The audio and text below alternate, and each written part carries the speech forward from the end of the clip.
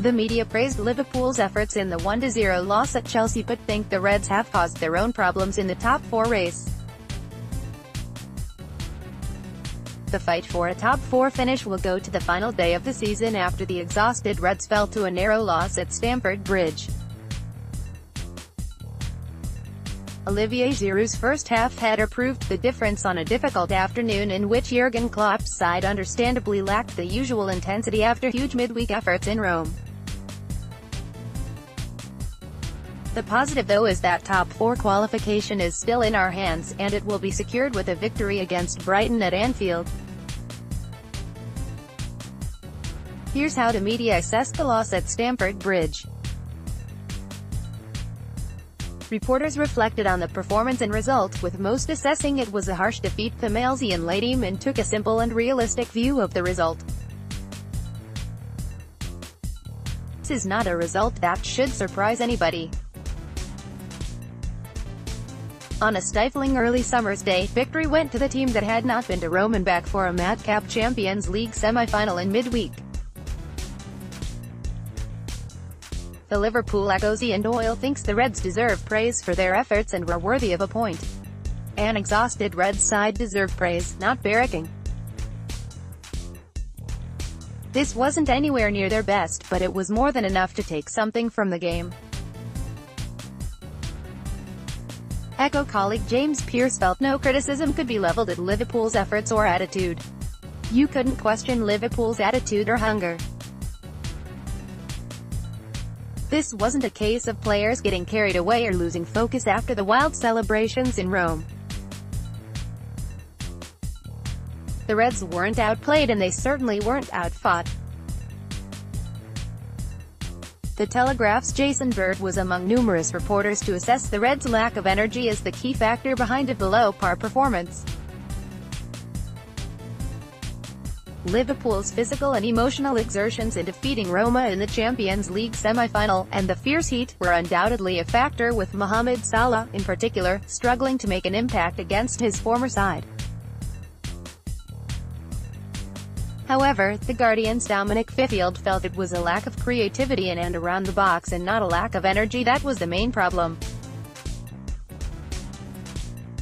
His players certainly did not seem emotionally spent after their exertions in Rome in midweek, and monopolized the ball for long periods, though they ran aground too often on the clutter in Chelsea's penalty area. The result prompted Doyle to discuss Liverpool's struggles against top-six rivals this season compared to last, and noted that away form in the big games needs to improve.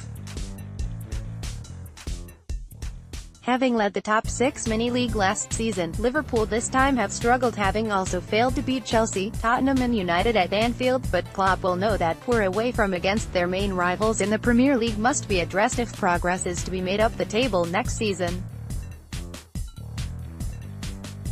Reporters discussed the implications of the result on the top four battle. First of all, Layman criticized the Reds for not having wrapped up at top four spot by now, and assessed the careless draws with West Brom and Stoke as the big errors. The Champions League finalists should have been assured of a place in next season's edition some time ago. But a run of only 2 league wins in 8 league games means they may head to next Sunday's home game with Brighton needing a win to be sure. To a degree, it is Liverpool's own fault. They threw away a 2-goal lead at West Brom not long ago and then failed to beat Stoke City at home. A similar train of thought, Pearce feels the Champions League run combined with the lack of squad depth has contributed to the drop-off in form in the Premier League. Liverpool's remarkable success in Europe has damaged their league form over the past month. They have taken just 6 points out of the last 15 on offer. This was a squad shorn of Adam Lallana, Emre Can, Alex Oxlade-Chamberlain, Joel Matip and Joe Gomez, and a lack of depth has hurt them. And noting the magnitude of the last games, Pearce also feels the Reds now have 2 final with the season to be defined in the remaining matches. Forget 1 final, Liverpool have got themselves 2. This season of thrilling progress will ultimately be defined by the twin prizes they are chasing over the closing 180 minutes of the campaign. Doyle argued that the Reds don't deserve Champions League qualification if they can't beat Brighton on the last day as required. And if Klopp's side don't finish the job in that environment, they don't deserve to finish in the top four. However, Neil Jones, for Goal.com, noted how the Reds have experience on their side for the situation that now faces them on the final day. His team will draw on the experience and others they've delivered when it mattered on more than one occasion this season. Pearce pointed out the key factor going into a make-or-break final day. Crucially, the Reds' fate remains in their own hands. Reporters offered thoughts on Klopp's setup and problems facing the boss ahead of the Champions League final. Our own Carl Matchett discussed the midfield setup and saw benefits in Gini Wijnaldum and Jordan Henderson switching roles, as seen in the second half. The biggest probability remains that the skipper will play there, his most frequent role under Klopp, but Wijnaldum's recovery pace and ability to pass from deep is an interesting alternative. It would also leave Henderson and Milner to really press ferociously against Madrid's midfield, with both being well suited to a high-intensity defensive approach. ESPN's Mark Ogden thinks the biggest issue for Klopp to address ahead of the meeting with Real Madrid is the vulnerability at fullback. But with less than 3 weeks to go until their 8th European Cup final, the biggest issue for Liverpool looks to be their vulnerability at fullback, something that Chelsea exposed time after time at Stamford Bridge. Klopp replaced both Klein and Robertson before this game was done, and when the likes of Cristiano Ronaldo, Marco Asensio and possibly Gareth Bale face Liverpool's fullbacks in Kiev, Real will expect to expose their shortcomings as Chelsea did.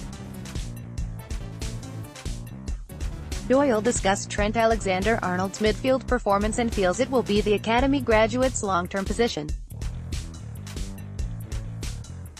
Unsurprisingly, it was something of a mixed bag from the youngster, whose enthusiasm and application was betrayed by a lack of experience. By the end, he was back on the right side of defense. Alexander-Arnold will be a central midfielder in the future, just not yet. Matchett also noted a slight concern with Mohamed Salah's recent drop in form. It's not a criticism to be aimed at Mohamed Salah given what he's achieved across the entire campaign, but there's a worry there for the club, for sure.